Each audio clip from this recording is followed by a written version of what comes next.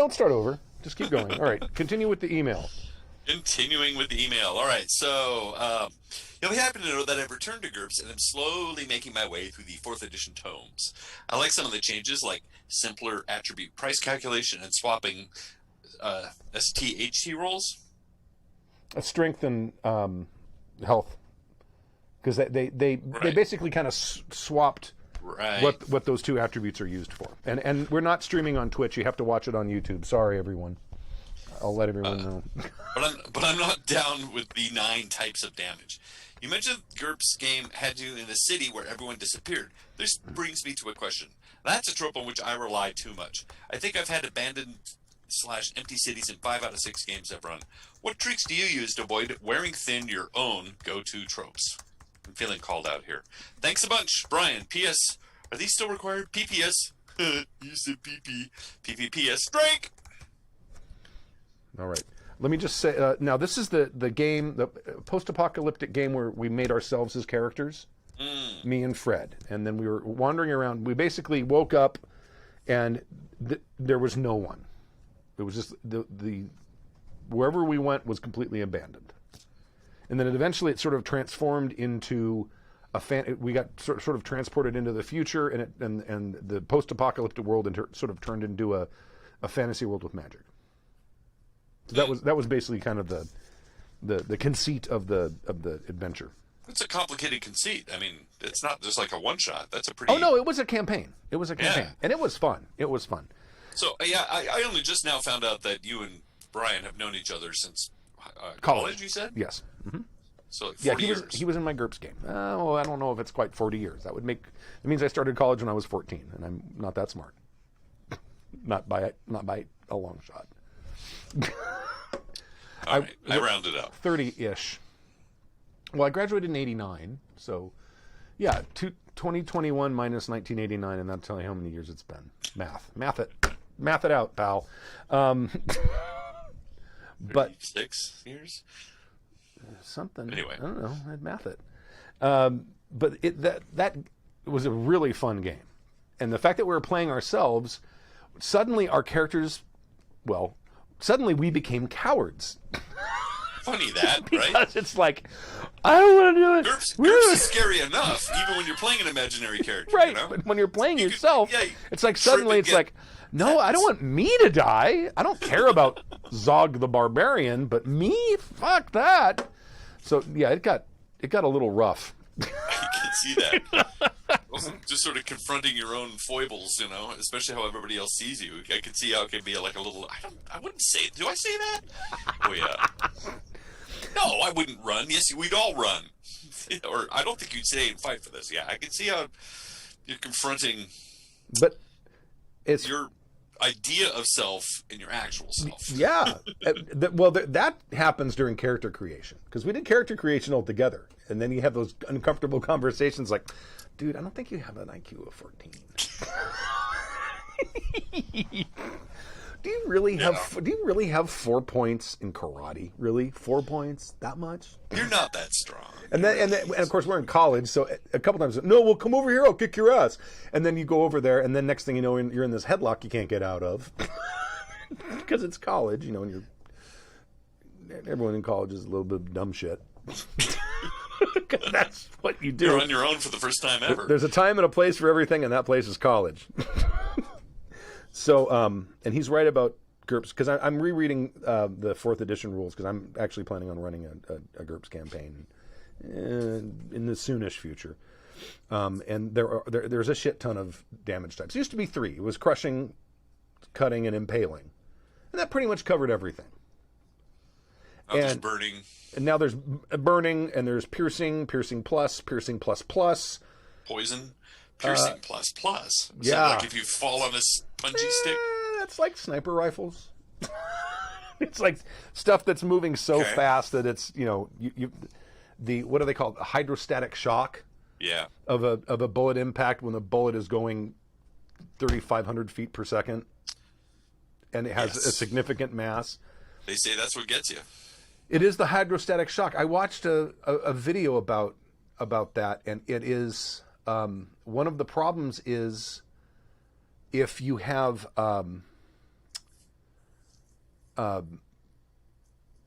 if your body is solid fluid inside where there's no air gaps, you'd be okay. But the fact that there are air gaps in your body causes compressions and decompressions to happen in such a way that you end up tearing yourself up inside. In fact, what it was talking about was fish and throwing like M80s or sticks of dynamite in a lake. Well, because water doesn't like to compress. Right. So when you do that, it just. But all the smashes. squishy stuff inside you will. Yeah. But I can't remember exactly what the reason was. But apparently you can like depopulate a pond by throwing an M80 in it. Like literally kill all of the fish in it. Yeah, everything. Frogs, fish. Right. Swimming, ducks. Mallards. Mallards. So anyway, what's here? Okay, I'll go first because I have a trope that I always fall back on, and that's eventually the big bad is summoning something, some elder god. There's always a lot of summoning. There's a summoning circle. There's a summoning ritual. I tend to fall back on that trope. And when I read this email, I'm like, that seems to be, yeah. It's like, what trope do I have? Oh, yeah, that's probably the one. And I don't think I've ever used an abandoned city. So my quickie and maybe sarcastic advice is steal somebody else's tropes and try them. Because, first of all, you got to realize you have a trope. First of all, you got to realize like all of your games have the same thing, which is something you may not know you do. In fact, I'm sure that until I read this, I'm like, let me go through my games. It's like, yep, there's 3 out of like the 7 that I ran. Had the same sort of summoning trope going on. Oops. Maybe I ought to think about it. So your trope is like summoning elder gods and shit like that? Okay, so usually it has to do with you stopping somebody summoning something, right? Not necessarily that you've been summoned. Yeah, it's usually like you have to stop a necromancer from summoning an elder god, or from a chaotic cult from opening a portal to another to the astral plane, that kind of thing. I've done that a lot too. Come to think of it, because I was kind of racking my brains, like, what is it that I always lean back on? Because I'm sure I do lean back on something, but I can't think of what it is. It's summoning. I mean, with Call of Cthulhu, there's really there's hardly any other way to do that game. It's usually you have to stop the thing from being summoned. That's sort of an edge case in that case. But all of my D&D games, some of my Freak Show games have all sort of had, you've got to stop this group cult people thing from summoning or opening a portal to another realm. That's my trope. Well, and that is the Call of Cthulhu standard conceit. Mm-hmm. I mean, that's pretty much, when I think of Call of Cthulhu, I have difficulty thinking of something that isn't about summoning an elder god. Well, like The Thing, the movie The Thing, which is based on an H.P. Lovecraft short story, is a way to do a Cthulhu, is a way to do Call of Cthulhu without it being summoning an elder god. It is amongst you already. It's just a monster that's and it's not like he didn't write a whole bunch of stories about that kind of shit too. Right. I mean, because what is it on? There's a horror streaming service called Shudder? Is that the name of it? Sounds right. They have a movie that they put out called The Color Out of Space. Is that the name of the short story? Yes, and I know that's a Lovecraft story. Yes, and good recall, Stu. I think it was called The Color Out of Space. Yeah, Color Out of Space, and it. I didn't end up watching it because I think I had to pay for it, like rent it or something, but because it didn't get good reviews. Because I mean, H.P. Lovecraft short stories turned into films. Some of them are funny. Well, okay, yeah, I can name on one hand the good H.P. Lovecraft. The Thing, John Carpenter's The Thing, is right. One of them. Now, is that technically an adaptation of a Lovecraft story, or is it just sort of like? No, it's an adaptation of a Lovecraft story, but it's also an adaptation of the film that adapted it first. There was the film The Thing, and then the Lovecraft story. But there is a Lovecraft story called The Thing? I don't know if it's called The Thing, but it is based on that. And there's another one, I think Reanimator? Was that? That's kind of funny. I think there's a couple of them. Reanimator? Yeah, Reanimator is like what I think of when I think of H.P. Lovecraft movies. It's pretty campy, yeah. It's extremely... Pretty campy? No. It's It's got, no Rocky Horror Picture Show, but still, it's close. it could have been the Man with Two Brains. I love that movie. I really do love that movie. I remember we used to watch him when I was in college. And You're talking about Steve Martin and Lily Tomlin? No, she was. I don't think she was the other lead, but yeah, it's the Steve Martin film. Is it The Man with Two Brains? Isn't that what it was called? Yeah, he did that. Yeah, he was in that film. I haven't watched it since it came out. But. Right. I was going to inject poison into your brain. I don't mind. The one anyway. But we used to watch the H.P. Lovecraft because I think there was another one. Wasn't there a second one? The Thing, you mean? There was a sequel, which was awful. I think there was a second H.P. Lovecraft movie with the same sort of cast, like some of the same actors. Oh, and I can't remember the name of it. Well, anyway, The Thing on the Doorstep is a short story by H.P. Lovecraft. Maybe that was it. Maybe it's based on that. I don't know. I've never read that. I'd have to read it to find out. And then there's sometimes with Lovecraft they dig something up, right? And then something starts infecting them that way. So you don't always have to be summoning an elder god. You could dig up something, and then But yeah, there's a lot of crossing over. I mean, Hellboy really just the first Hellboy really wears wears its Lovecraft on its sleeve. I think I have the same overused trope that you do because I was thinking about like when I ran the vampire game, they were trying to wake up not the bad guys, not the one current one that's on hiatus, but the one before that, that took place on the island. They were trying to wake up a sleeping elder vampire, not an elder, but like a Methuselah or some really, really, really old vampire. That's maybe. I mean, I don't. That's similar. You're not really summoning it. Yeah, similar though. It's like waking. It's making something like come here that shouldn't. I guess it's very similar to that. I'm trying to. What is the? It was. I didn't do that with the L5R game. That was a bad guy who'd always been around forever and ever. It was actually your great grandfather or whatever it was.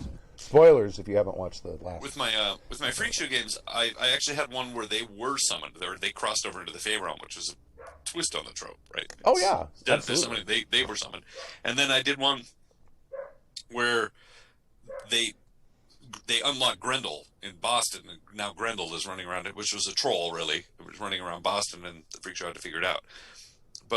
And that was, they didn't summon it, but again, they dug it up, and they opened up the sarcophagus, and out comes this troll, and hilarity ensues. Now, the chat room...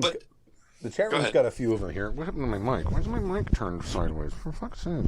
I'm having a lot of technical difficulties today. I'm going to have to go through this shit and figure out what the fuck's going on. Kurt in the chat room says his go-to trope is that the good guy is always the bad guy and the sinister guy is always the good guy.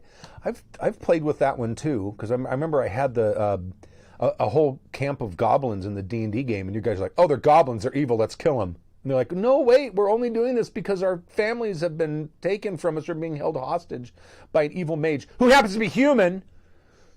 One of those things. Yeah. So that's always fun.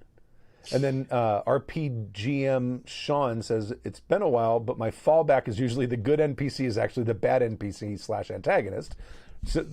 Similar trope. And then Aklava said that are your tropes dependent on what type of game? Fantasy versus science fiction versus modern? A little, but the summoning trope is used all the time. I use it in science fiction. I used it like my Freak Show games, which were modern. I definitely use it in D&D. That's my go-to. And I'm trying to think if there's any others. I used to do one in Champions. It got to be a signature move, and they called me on it every time, which is, with Champions, the dice are flying and the villain's getting hit, and usually I would have them fall down and lay there. And I got them a couple times. They'd come up and say, aha, and then the guy would like jump up and hit them. Oh, right? So that's... they would only play dead. And I did it too many times. We were like, we're not buying this anymore. That's more of a tactic than a It was than a trope, but I did that it is too a much. good idea. Well, I could start doing that. Shit, what have I done? Oh, now this Mars in the form. This is dangerous. It says my current DM's trope is that you always meet the big bad evil guy in the first session. What happens if someone figures it out and they kill him? Right? Well, I guess if you're playing D&D, it's hard to kill a super high level thing if you're like first or second level. But I would worry about that in Well, you may not recognize him as the big bad at that point too. yeah, but all it takes is just be the bartender. Yeah, but see when the whole point of you introducing him to him is it's like you're like a cat playing with a mouse. It's like you want to make it, you want to let it think it can get away and then grab it and then you know what I mean? You're like that's when the GM gets like, oh, I'm going to drop little tiny esoteric clues that you probably won't figure out, but there's that one smartass at the table who does. And next thing you know, oh fuck, they killed my bad guy. His Or brother, I just wiped them out. or yeah, Because they were supposed to be here for another 8 episodes, yeah. Yeah, and end up having a TPK. Yeah, it's like, you guys were supposed to go out and get the, the magic sword of Ventuzler before you were able to, because that's the only way to kill him. Oops. Right. Yeah. Tropes, I don't have a problem with tropes. I don't really see them as an issue unless you use them over and over again in the same group. Right? Right. What is interesting is this sort of a thought experiment is like, do you have a trope? And then how do you fix it? What is something else you can do instead of? And I find myself kind of uncomfortable. I'm like, gee, will it be as fun or interesting? Because I know the summoning trope and I know how to handle that, and I know there's a lot of variations. What do I do instead? Right. What are some other options? I wonder. Again, maybe I'll start stealing some other tropes. I don't think I've ever had an abandoned empty city in any of my games. Maybe I should do that. Yeah, that's some creepy shit too. Yeah. It really is, and it was really creepy. It was. I remember what I was feeling when that game was happening, and it was creepy as fuck. And I remember then when Fred was talking, because I had completely forgotten about that. I'd blocked it out, but I remember when Fred was like seriously considering, because he was acting weird, and I could tell he was acting weird, but he wouldn't tell me why, and it was freaking me out even more because he was the only other person in the whole world as far as I knew. Wow. Oh, was there 2 of you in this game? Yeah, it started out with just the two of us. That's a little creepy. Yeah, just 2 people. Yeah. In GURPS, where it's like, if we go outside, we could get eaten by wolves. Like, literally. No, we're staying here. Yeah, that was terrible. But yeah, and to the listeners at home and to those listening live, if you want to send in the tropes that you use, maybe we'll make it like a little collection. Maybe next episode we can make them brief, and we can kind of get a collection of the tropes that people have used. And maybe if we get a nice collection of them and talk about them, maybe we'll find out, someone will go, hey, that's a cool trope I've never used, and then we can trade tropes, and then we won't be as predictable. Exactly, it's a springboard. How it is an interesting thought experiment. Like, when you're doing this, like, how else would you solve this problem? Like, you've already set up that you're going to be summoning an elder god at the end of it, your big bad, or the big bad's cult, and all of a sudden you can realize, oh my god, this is like the 5th time I've done this. How do you change that? What would you do in mid game? Oh, well, I don't know if you could. Well, mid game depends how far into it you are, and I think it's kind of a dick move if the players have already kind of figured out what's going on at that point to switch it, unless you can do it in such a way where you're making all of the information they've already received still consistent with this other conclusion. Yeah. But I mean, it could be done. I mean, I added stuff, and it was even in the first session in the vampire game, because I wasn't going to have any mages in the original vampire game I ran. I had no intention of having any mages, and then suddenly it's like, oh, well, they're really interested in this old woman who owns a bar, so guess it's a mage. I guess I'll throw. Might as well. And it made it absolutely, it absolutely did.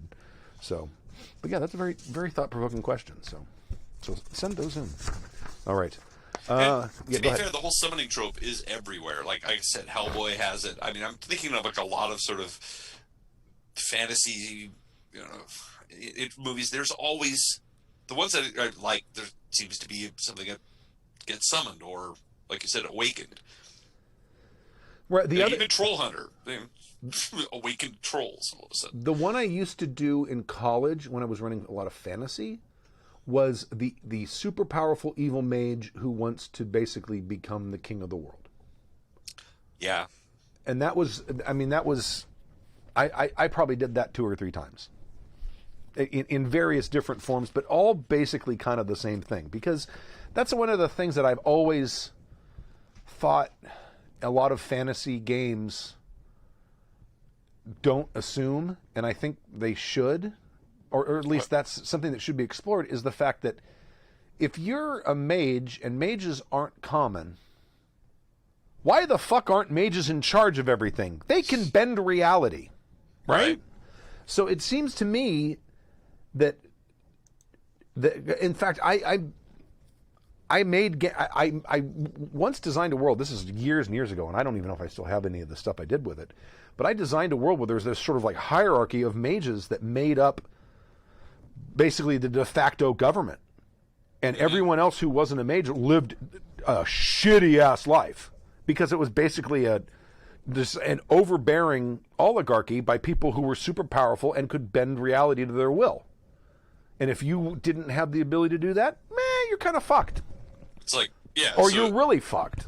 Well, I mean, that's Middle Earth. It was the White Council, right? But of course, then they had other supernatural creatures that sort of keep them in check. Yeah, see, in that the whole you had these few super powerful people who were all sort of intrinsically good.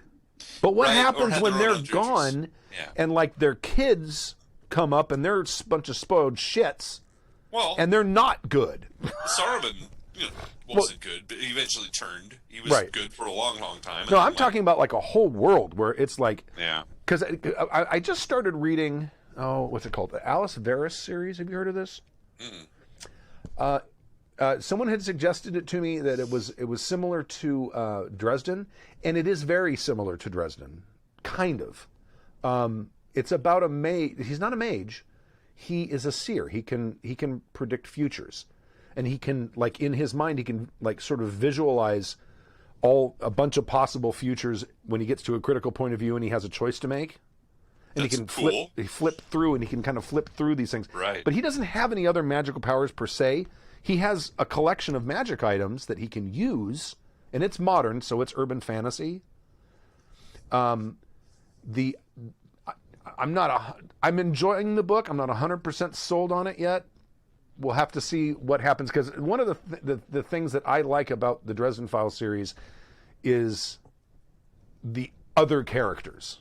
Yeah. The supporting cast, because there's a lot of them and they're different, and they're very interesting people to me, and they all and the thing that to me that kind of stands out about Dresden's a super powerful mage who's leveling up as the books go on, and you have all these people who are just normal everyday people, but they kind of figure out a way to hold their own against these horrible monsters that, with or without Harry.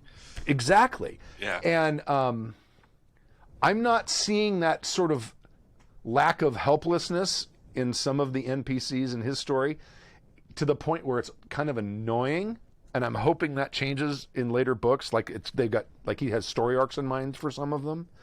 But in that, one of the conceits in that series is that mages. Oh, there's also a little nod to Dresden Files, because in the very first couple paragraphs, he talks about the fact that because he owns a magic shop, and most of the stuff that he has in it is hokum. It's just fake stuff, like here's some special candles and here's some crystals, right, stuff like that. Yeah. And but he actually also has actual magic items, and he has a very select clientele who might be able to come in and buy them. I think. Well, we'll find out later. But it sounds good. It is. I'm enjoying it. It's a pretty quick book too. But the world, he mentions in the first chapter about the fact that there aren't very many mages who advertise themselves, or who advertise, because he says it's difficult to have a business like this because you want to advertise and you don't want to come across as a crackpot. And he says, quote, "I hear tell in Chicago there's a fellow who advertises in the Yellow Pages." Yeah, nice. Which as soon as I read that, I'm like, okay, I'm definitely going to finish this book, because it's totally a nod to Dresden. But one of the conceits in it is the fact that there are light mages and dark mages, and whether they are good or light or dark depends more not on what magic they know, but how and why they use it. And dark mages believe basically whatever power you have, it's your right to use it however you see fit. And dark mages have sort of this hierarchy, but it's a hierarchy based on force and violence. I'm glad you said Force, because it's sounding an awful lot like Jedi and Sith, but carry on. No, I don't think so. See, because maybe because when I look at Jedi and Sith, I don't think either of them are good guys. Well, no. Because it's like... They're sides of the same coin, but, and that gets addressed, sort of later on. But originally, it was like there's the good guys and the bad guys. Right. That's certainly how the story started. Yeah. And in this, it's ambiguous as well, because he doesn't really trust either side. And he has a very similar story to Dresden, where he was sort of raised and apprenticed to a dark mage, and now he doesn't want to be that. So But I think, because that's kind of what I'm working on, because I want to run a GURPS fantasy campaign, and what I'm working on right now is I'm coming up with what the world is going to be like, and I want it to be that world where it's like the mages are like entrenched in political power, and things aren't so great, and that's... There's also infighting amongst themselves you can get. Absolutely. And that infighting... like Roman emperors. And that infighting has a lot of fucking collateral damage. Sure. Because and in fact, what kind of inspired this is because I'm in the middle of writing the 4th book for the Mandite series. Mm-hmm. And one of the things that I think is going to happen in that book is they're going to try to put together sort of like a mage council that's going to be sort of like a secret government. Because they've never really gotten involved in politics, but because of the events in the 3rd book, now they're like, man, I think we kind of have to at this point. So it's going to kind of sort of create this monster Shadow that they... Cabinet Illuminati. Exactly, right. Yeah, exactly. But it's going to be about the creation of it and the transformation of it into something bad. So, but I don't know, I haven't finished. That sounds good. Now that you've tipped your hat, though, I know. Can't be in your game. No, you can be totally in the game. All right. So thank you, Brian, for the email. And I'll go on to the next one. A wish-packed conundrum from Adam in Utah. Some brief backstory before we get to my question. In my current D&D game, I have limited access to some key powers, one of which being the wish spell. Fuck wish spells. For those who don't know, it is essentially allows a player to change the reality of the world to their liking via a verbal command. Even though I've limited these, one of my players has a magic sword that, when reforged, will give him access to 3 wishes. He recently multiclassed into Warlock, and the demon he formed a pact with demanded to be given a wish spell when the sword is reforged. So he's going to only have 2, but the demon gets 1. Mm-hmm. Okay. This releases the player from the pact with all the abilities now permanent. Okay. I learned last week my player plans to spend 1 wish to make it so the demon's wish doesn't work. How should I handle the demon's reaction to this? I don't like doing monkey paw-esque shenanigans because I don't get that reference. It's a monkey's paw. The monkey's paw was an old story. Oh, it's you don't let you put the peanut in the jar and its hand's stuck because it... No. I think it was an actual a monkey's paw. I think it was. I forgot who wrote the story, and I think it was like a shriveled monkey's paw. But it was when you wish on it, it's like for every wish, you have to be very specific about the wording, and I think it comes with. You just have to be really specific about. Oh, the monkeys. I'm just reading the Wikipedia. Yes. The monkey's paw. The wishes come with an enormous price for interfering with fate. Right. So he doesn't want to do that. Okay, that was actually going to be my first answer. Monkey paw-esque shenanigans because of how long the player has been working at this. And logically, the pact would be complete because the exact verbiage used, but I can't decide how it reacts. As always, your show is a delight each week. Thank you in advance, and drink. Adam from Utah. Yeah, this is a tricky thing. This is one of the reasons that Wish Spell is so terrible, is because, you basically have given your player reality-bending powers. Not once, Right. but now you've basically given it to him twice. And I'm always I just came up with it.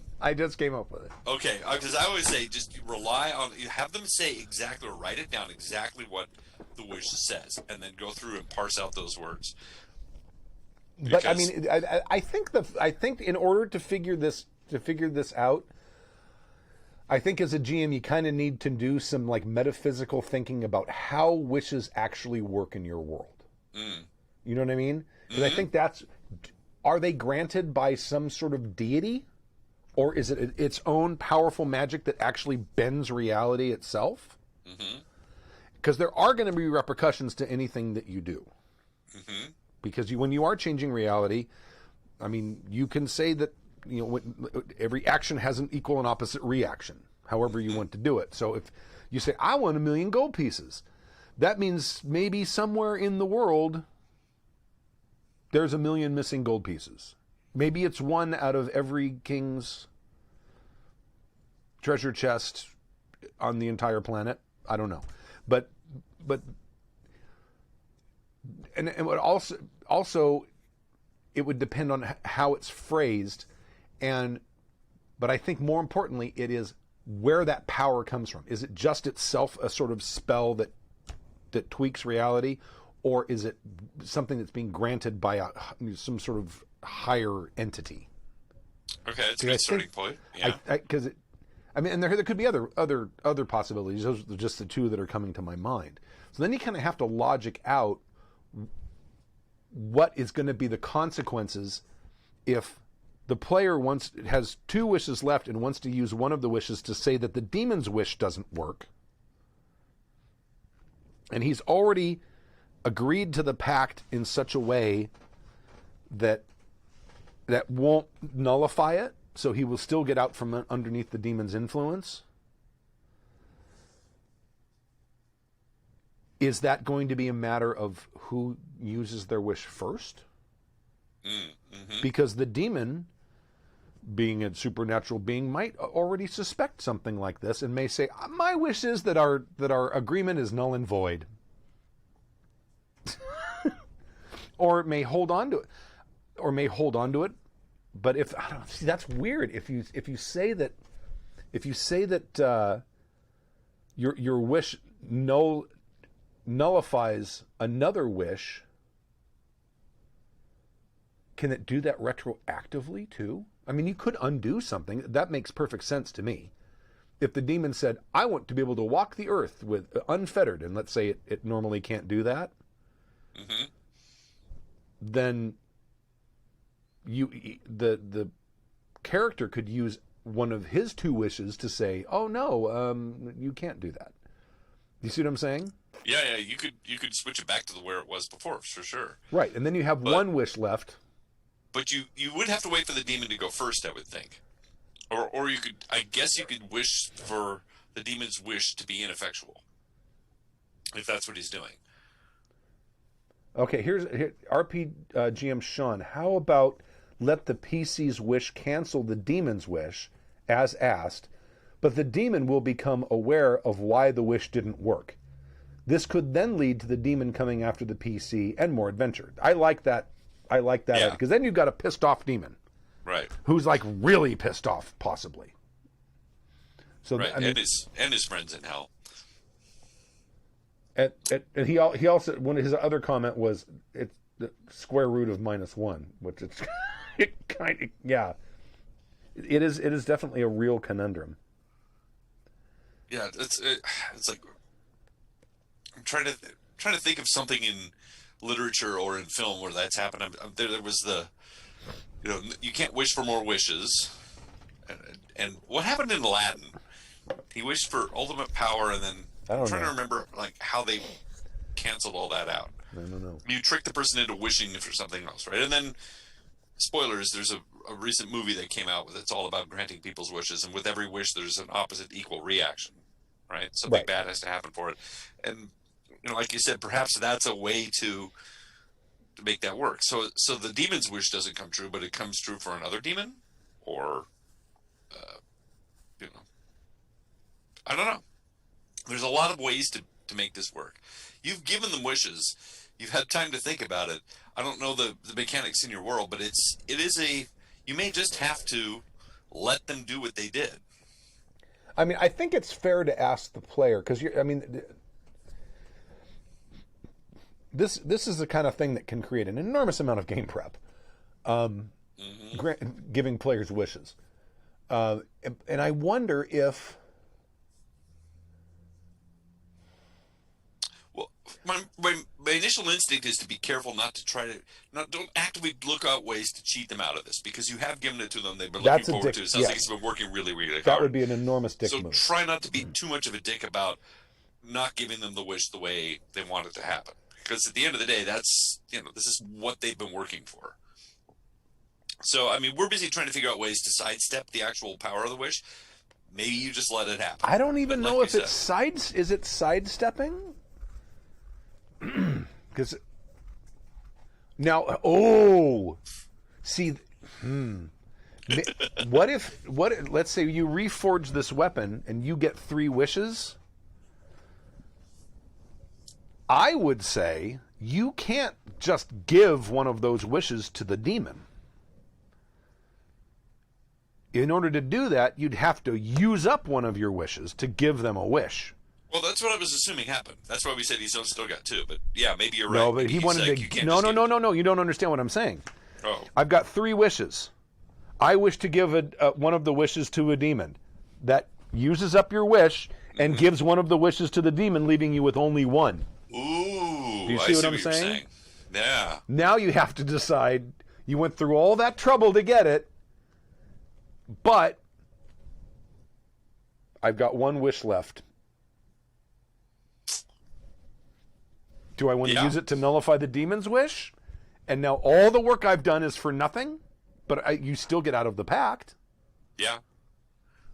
That is actually, I think that might be a interesting resolution to that kind of conundrum. But someone in the demon never has to reveal his wish. This is Robert in the chat room. Make the player guess. Make it a mystery. Right. And like you said, the demon could just take the wish and go on its merry way, and then the demon can make its wish at its leisure. It could happen now. It could happen millennia from now. But I do think I think depending on the mechanics of how this character was granted the wishes, he may not just be able to hand them out. He may have to burn one of the wishes to actually give one to someone else, unless he goes to the demon and says, "Okay, I have 3 wishes.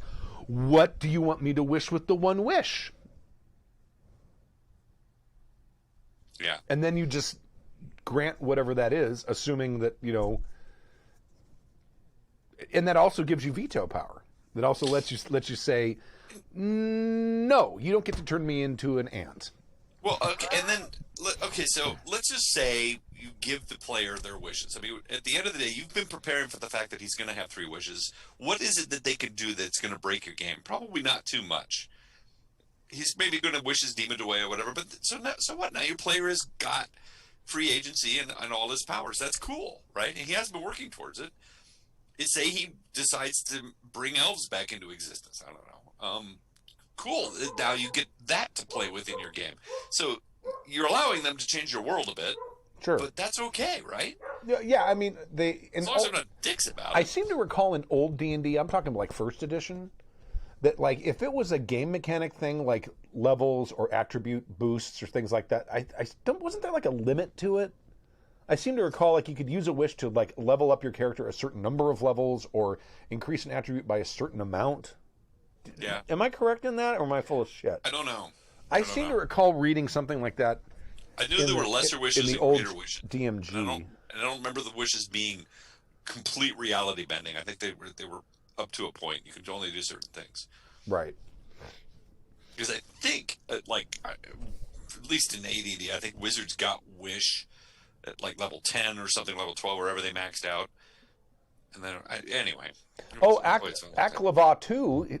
What if the demon's wish was to become mortal or not evil anymore, and the players nullifying that essentially damns the demon? That makes the player the bad guy. That is always my fun thing to do. And then we bring back our trope about the good guy and the bad guy. Right. So, that is an interesting thing. But I think I like the idea of you have to burn. If you're truly going to transfer a wish to someone else, you have to use a wish to do it. Right. I would think. I also think you should monitor what they say very carefully, because there could be consequences with the wordage. You don't want to be too much of a dick about it. Maybe that's what you meant by the whole monkey paw thing. You are dealing with a demon. You are dealing with a demon, and exactly. The demon is going to. The way I've always played them is they follow the words, not your intention, but the words themselves. And if they can, just like what people always assume fairies do, right? They follow the words. Words are what has the power. So as long as if they promise to do something, they're going to follow the words that they promised, not what you think that they were going to do. Right, the literal meaning of the words, right? Like, so if you ask for 1,000,000 gold pieces, you didn't specify what a piece of gold is. So you could just have gold flakes that suddenly fall around you. It's pieces of gold. Right, yeah. You didn't say gold coins. You said right. Well, there's this sort of dick wish, which is like, I want 1,000 pounds of gold, and the 1,000 pounds of gold just immediately appears over your head in a giant block and crushes you to death. You just give him 1,000 pounds of gold. It's fine. There's 1,000 pounds of gold standing in front of you. You can't move 1,000 pounds of gold. You know how hard that is to break up? It waits until you're on a raft in the middle of the ocean. Right. Then here's your 1,000 pounds of gold. Boom. Just give it to them. Now you've got 1,000 pounds of gold, which basically would fill up a small room. You'd have to get a blowtorch in there to cut it. You can't hack it out with a pick. But yeah, I think be very conscious of how they say the wishes. And Stu's right. That's a way to sort of limit the guy and his wishes. And the other thing is, at the end of the day, if you promise this guy his wishes, let him do his thing, and just sort of work with him on it, because he's only got 3, and it sounds like it could be a lot of fun. Now, I don't know what the other players are doing. They're all going to be maybe, feeling slightly cheated, where this guy attains godhood, and the rest of them are like, all right, I guess we'll go back to our inn. Yeah, he also said he'd been working on the character. That's true. Been working on this for a long time, so this has kind of been his thing. Yeah. Yeah, I would also, again, I'm still leaning towards being really careful about cheating him out of his end game, because this has been something he's wanted to do. I do like the idea of giving him that sort of moral choice. Quandary, yeah. If he only has one wish left because he had to use a wish to give the demon a wish, does he really want to use that one wish he's got left to fuck the demon over? Right. Or is that his responsibility, because God knows what that demon's going to do with that wish? Right, you're the GM. You know what the demon's going to do with the wish, ostensibly. I mean, you know what? Whatever the GM thinks the demon's going to do with the wish, the player's thinking of something worse. I'm sure. It's just the way it works. Maybe the demon just wants to be, king of his realm, which is fine, because it's not going to bother you, or, maybe because you gave him a wish, he might actually be on your side. Now, all of a sudden, you've got the Lord of Hell on your side, You ask for a favor now and again. Yeah, exactly. All right. Thank you, Adam in Utah, for the email. And that's it. And don't forget, if you want to email us about anything that you've heard, or if you have any other conundrums or questions. I love emails. Those conundrums are interesting. I really like those conundrums. Yeah.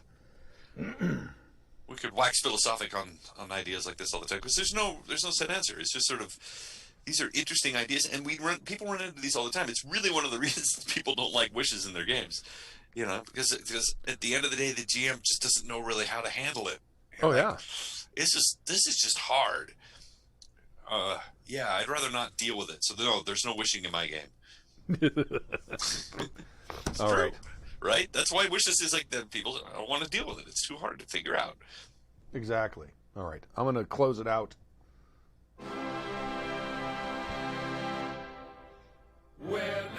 Thank you for joining us for season 28, episode 5 of Happy Jacks RPG Podcast. My name is Stu. I'm Stork. And we will see you next week at 7 p.m. again, Pacific time, on Friday, right here, happyjacks.org/live. Thank you for joining us, and we'll see you next week. Goodbye. And maybe Timor be a dread so exalted, good so Dungeons and Dragons, hero pathfinder, fate or savage wild, evil plots will be usurping,